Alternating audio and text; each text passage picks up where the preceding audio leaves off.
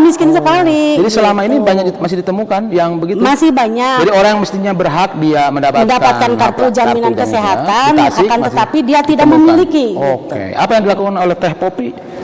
Saya bantu dia dari mulai bikin SKTM. Berarti Teh Popi berhubungan dengan kelurahan? Iya, sama kelurahan, kecamatan, bahkan sampai ke Disduk Capil, ke Dinsos. Iya. Nah, kendala atau memang rata berhasil yang begitu? Alhamdulillah berhasil. Alhamdulillah. Tidak Oke, ada itu ya. Iya.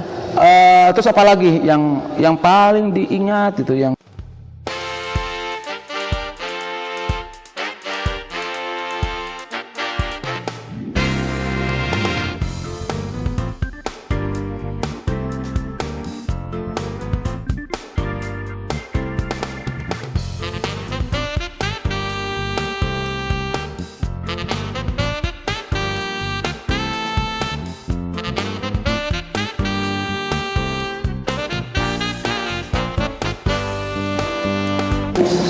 Halo, jumpa kembali di channel YouTube Progressive Initiative bersama saya Nandang Soherman.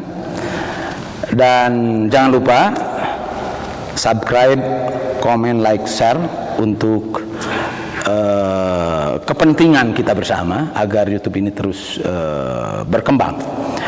Nah, pada kesempatan kali ini saya sedang di Tasikmalaya, sebuah kota di kawasan Priangan Timur yang pesat, maju, religius Islami, tetapi banyak persoalan yang kadang-kadang bertentangan dengan nilai-nilai Islami. Nah, saya tidak akan ngebahas itu. Yang kesempatan ini saya bertemu dengan salah seorang aktivis perempuan kelas bawah dalam tanda kutip. Kenapa disebut kelas bawah? Karena dia ini yang selalu berinteraksi memperjuangkan kepentingan perempuan yang kelas bawah, perempuan miskin, kota. Nah, yang seperti itu bergulat dengan berbagai persoalannya. Nah, pagi ini sudah ada Bu Popi, namanya Popi Hindayani. Oke. Selamat siang Bu Popi. Siang. Oke. Jumpa dengan saya. Ini saya ingin ini Bu Popi. Kenapa sih Bu Popi jadi ceritanya gimana jadi terlibat dengan isu-isu ini pelayanan untuk warga miskin di Kota Tasik? Ya, saya terlibat di masyarakat itu sudah lama, Pak. Sudah lama. Ya, berkecimpung di dunia sosial itu hampir kalau di sosial itu saya hampir 15 tahun lah. Oh, 15 tahun ya, di lingkungan tempat tinggal. Ya, kalau di sosial itu. Jadi aktivitas sebagai kader. Iya. Sebagai kalau event politik jadi PPS, KPPS. Kalau KPPS ya, kalau jadi kayak tim sukses enggak. Kalau tim sukses enggak, nyalek juga enggak, tapi lebih bergumul di situ. Nah, sekarang yang sedang digeluti apa nih? Yang sedang digeluti itu saya lebih ke membantu masyarakat yang miskin, yang miskin. Tertindas, Pak. Ya, mustadafin, ya, oke, yang tertindas. Untuk hal apa saja? Ya, berupa tindasan bantuan, bantuan sosial, kesehatan, pendidikan, tapi yang lebih fokusnya kepada kesehatan sama bantuan. Jadi kesehatan dan bantuan sosial yang notabene bantuan sosial kita kan sejak reformasi terus bertambah dari sisi jumlah, seiring bertambah juga jumlah warga miskinnya. Nah, dan jangan lupa Tasik itu masih label daerah termiskin. Di Jawa Barat, ya kan? Oke. Iya, termiskin Jawa Barat. Emang banyak sih kemiskinan di Tasik? Banyak, Pak. Oke. Apa tadi yang paling pengalaman Teh Popi yang memfasilitasi atau membantu hal apa saja? Yang coba dijelaskan berpengalaman selama ini. Kalau lebih kebanyak membantu itu di bidang kesehatan ya, Pak ya. Misalnya kesehatan itu apanya? Karena dia tidak bisa punya duit. Ya, karena dia kebetulan orangnya itu sakit terus harus masuk ke rumah sakit yang jadi kendala dia kan tidak mempunyai jaminan kesehatan. KIS tidak punya. Nah, padahal dia miskin. Iya, miskin sekali. Jadi selama ini banyak masih ditemukan yang begitu. Masih banyak. Jadi orang yang mestinya berhak dia mendapatkan kartu jaminan kesehatan, akan tetapi dia tidak memiliki. Oke. Apa yang dilakukan oleh Teh Popi? Saya bantu dia dari mulai bikin SKTM. Saya berarti Teh Popi berhubungan dengan kelurahan. Iya, sama kelurahan, kecamatan, bahkan sampai ke Disduk Capil, ke Dinsos. Iya. Nah, kendala atau memang rata berhasil yang begitu? Cukup. Alhamdulillah berhasil. Alhamdulillah. Tidak ada itu ya. Iya. Terus apa lagi yang paling diingat itu yang dihadapi oleh kelompok warga-warga miskin di Kota Tasik itu? Selain kesehatan? Selain kesehatan, dari bansos juga pernah Pak. Oh bansos, jadi kan? bantuan-bantuan sosial itu, Ya, apalagi sejak COVID ya. Itu apa saja biasanya yang menjadi kendala atau pengalaman yang kurang menyenangkan dalam hal itu? Yang mungkin menurut saya kalau pengalaman yang kurang menyenangkan itu ada beberapa warga yang tidak seharusnya dapat, dia bahkan mendapatkan, tapi sebaliknya warga yang seharusnya mendapatkan tapi dia tidak mendapatkan. Itu banyak ditemukan. Banyak Pak.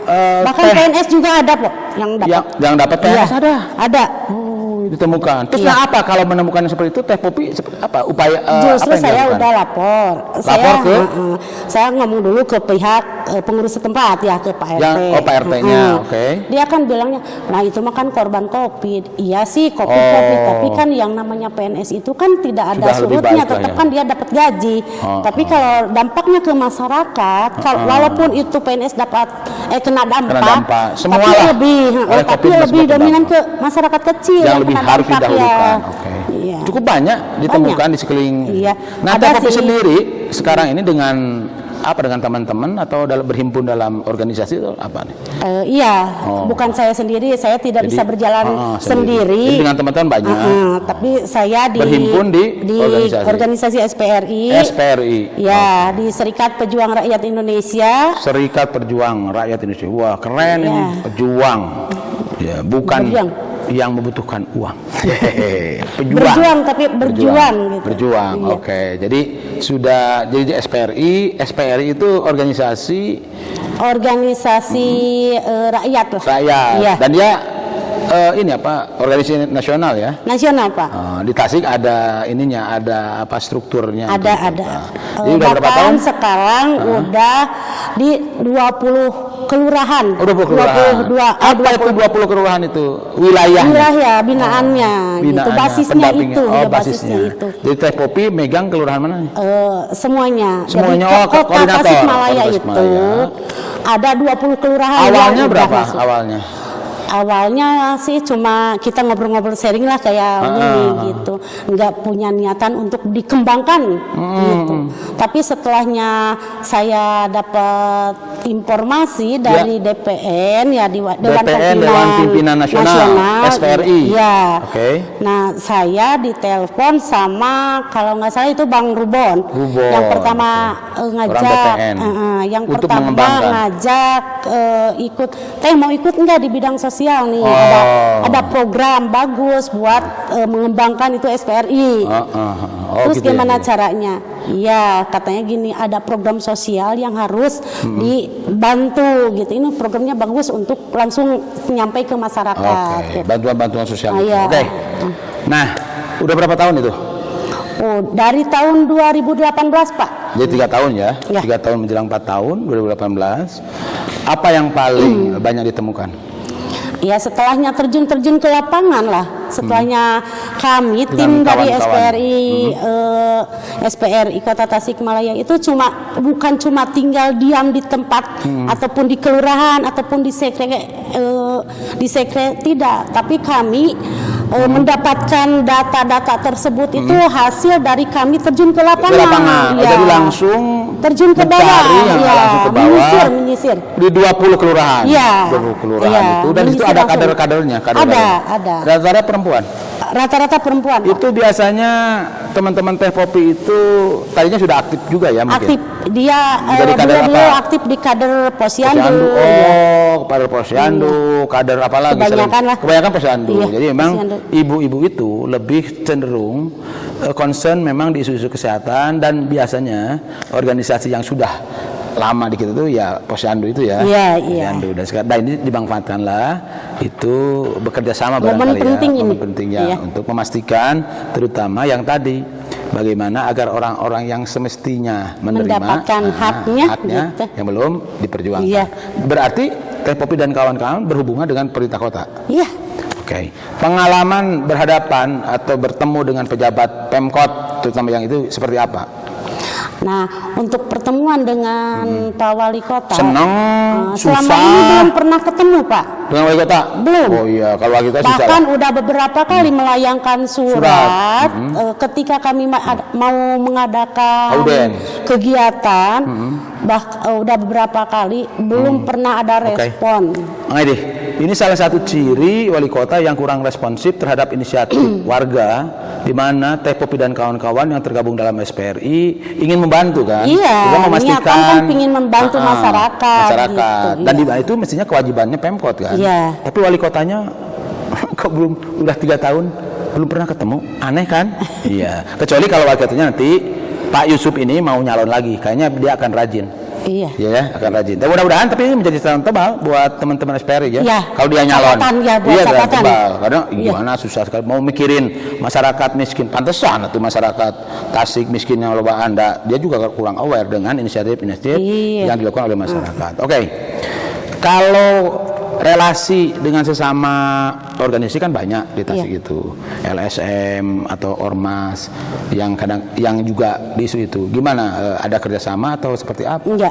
Oh enggak juga. Enggak. Jadi SPRI itu berjalan sendirinya, sendiri Pak. ya. Jadi mulai menemukan. Iya. Tidak ada kerjasama dengan LSM yang lain. Tetap SPRI berdiri sendiri. Gitu. Jadi yang paling sering ditemui setelah menemukan dari data-data itu, yang paling pertama ditemui itu adalah pengurus pengurus RT RW, terus berjenjang ke kelurahan. Iya.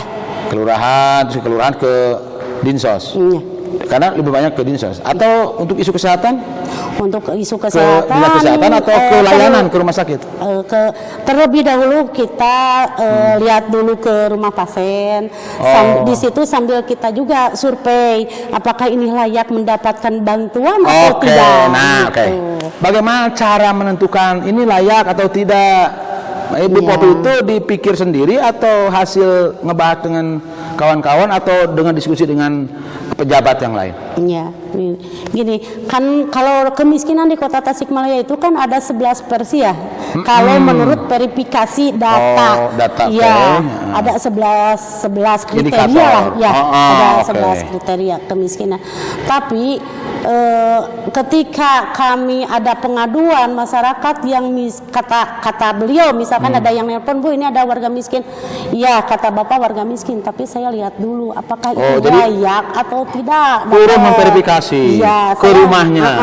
Selain orang Dinsos yang memverifikasi, selain RT dan RW yang memverifikasi, tetap saya juga ingin lihat dulu Popi dan kawan-kawan SPRI ikut.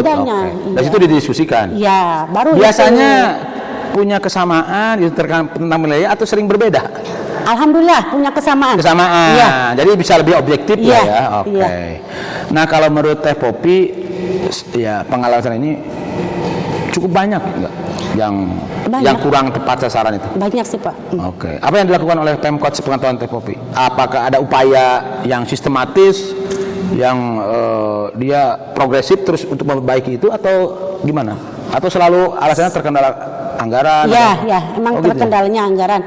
Tapi selama ini, selama saya masuk di sosial ya Pak ya, selama masuk di sosial itu yang namanya pemutahiran itu belum pernah diadakan. Wah, ini dia. Pemutahiran data belum pernah diadakan menurut Bu Popi. Ya, soalnya gini, pernah ketika di kelurahan itu ada muskal ya. Ya, masalah. Saya pernah ngajuin ke Karang Taruna, tolong bahas ya yang namanya pemutahiran data.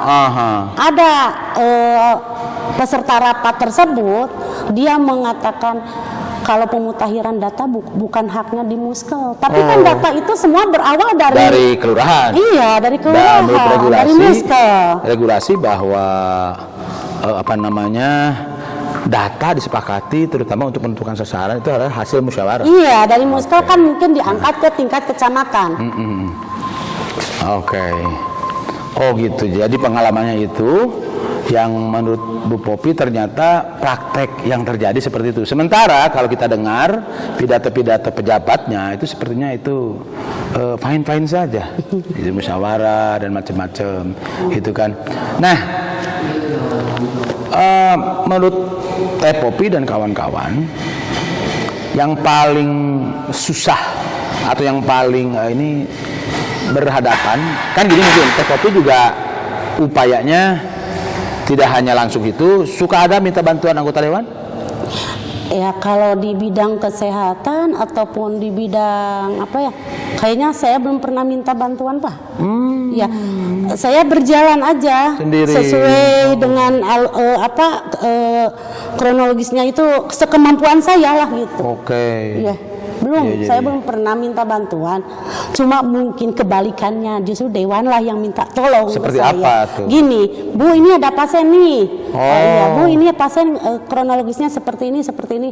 Kenapa Bapak kan anggota dewan, kok minta tolong ke saya? Oh, digituin. Nah, terus gimana respon anggota dewan tuh? Dia mungkin karena dia udah percaya sama saya. Ya, saya mau percaya aja lah sama Teh Popi, gimana gitu. Oh, begitu. Ini satu pengalaman yang cukup menarik, di mana sebetulnya karena Teh Popi dan kawan-kawan bekerja langsung di basis, dan tadi tuh kerelawanan yang penting itu ya, sehingga ini menjadi prototipe model baru untuk memberikan membantu masyarakat miskin. Oke, sepengetahuan Teh Popi, respon yang sering muncul dari Pemkot, apakah misalnya kendala, apakah yang diharapkan dari teman-teman Teh Popi, sikap Pemkot terkait dengan hasil lapangan itu seperti apa?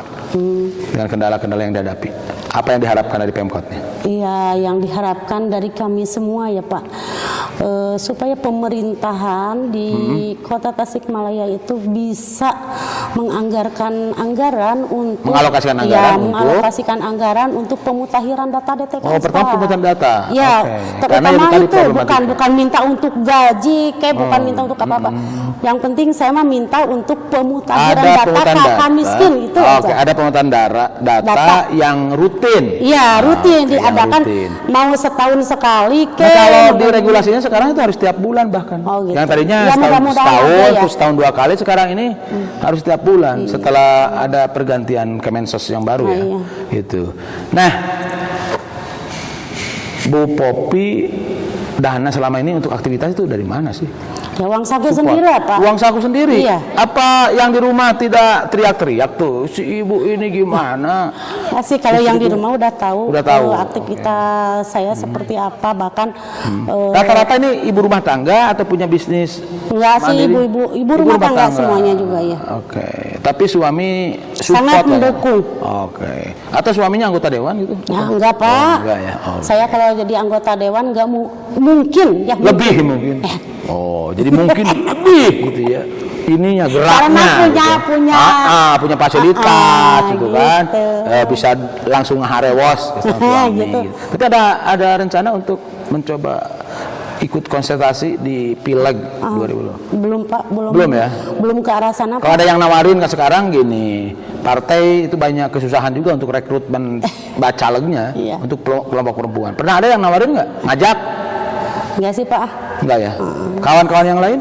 Ya mungkin kawan-kawan yang lain ada sih. Cuma kalau misalkan ada yang ngajak ke saya mungkin bukan mau mikir diri sendiri, tapi saya mungkin memikirkan orang yang banyak lah gitu. Istilahnya, oke lah saya bisa, tapi boleh nggak kontrak politik sama saya? Apa yang dibayangkan isi kontrak politiknya tuh? Isi yang dibayangkannya itu yang ada. Kita komitmen aja lah. Komitmen buat itu, masyarakat gitu aja. Bisa dirinci 1, 2 apa-apa saja tuh. Nah, yang ke satu, tolong seandainya ya Pak ya, ini berandai-andai, seandainya ada anggota dewan misalkan yang mau ngajak, oke lah saya komitmen mau, dengan catatan dia dia jangan cuma pingin suaranya aja, tapi ada timbal jasanya. Maksudnya bukan pingin digaji, tapi tolong fasilitasi. Jangan mengkhianati, terus harus support terhadap. Jangan sampai kayak sekarang kan kebanyakan kita yang di bawah didosok-dosok, iya. Ternyata yang udah di atas lupa.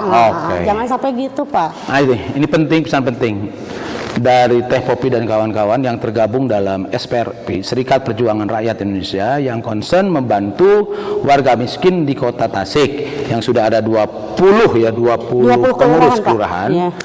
Di situ ada dari satu kelurahan 5 orang. 5 orang. Jadi ada jaringannya, ada teman-temannya yang tugasnya kebiasaan, bukan tugas, yang hobinya lah, yang hobinya membantu masyarakat miskin. Nah, mudah-mudahan saja ini didengar oleh Wali Kota Tasik, DPRD, dan kelompok stakeholder yang lainnya, bahwa kita harus support terhadap apa yang dilakukan oleh Teh Popi dan kawan-kawan melalui SPR ini. Oke, terima kasih Teh Popi. Enggak, ini Pak. Ada satu hal. Okay. Ini buat pemangku-pemangku kebijakan. Pemangku-pemangku kebijakan. Tolong perhatikan orang yang warga miskin yang khusus untuk berobat ke luar wilayah Tasik. Wilayah Tasik itu perhatikan, dibikinlah atau ditaruhlah pemerintah setempat ini yang dari kota menyediakan rumah singgah, Pak. Rumah singgah terutama khusus untuk menampung para pengantar. Bagian dari anggota keluarganya yang notabene kalau misalkan berobat ke Bandung, cuma kan kalau biaya makan yang nunggu ya. Karena kita tahu kalau di rumah sakit kalau tidak ditunggu kasihan juga ya. Ada itu ada tugas tenaga kesehatan. Kalau menunggu nih, Pak Yusuf harus dicatat nih, anggota dewan harus dicatat nih, rumah singgah. Cuma Tasik aja, Pak. Hanya Tasik aja yang belum ada rumah singgah. Kabupaten sudah ada. Karawang Dengklok, udah pada ada lah. Basis SPRI udah ada banyak, Pak, di Bandung. Basis SPRI. Terima kasih Teh Popi. Mudah-mudahan ini dengar, dan kita langsung saja, jangan lupa subscribe, comment, like, and share terhadap channel ini. Saya undur diri, Nanda Suherman. Terima kasih. Wassalam.